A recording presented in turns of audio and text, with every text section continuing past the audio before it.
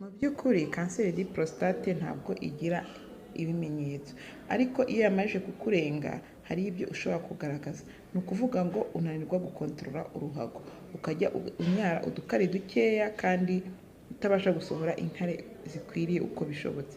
Hanyuma ukaribwa mu ngingo, ukaribwa mu magufa, ugatangira kwihagarika amaraso cyangwa se amaraso agasohoka mu masohoro. Hanyuma ukaribwa mu kiziba cy'inda. Ibyo ni bizakwereka yuko umaze kugira kanseri di prostate imaze kukurenga. Iyo imaze kukurenga rero hari ingaruka ishobora kugutera.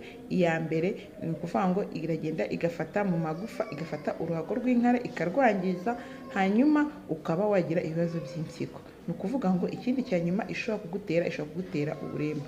Ni mucyo rero twipimisha hakiri kare twirinde iyo kanseri ko yazatugira.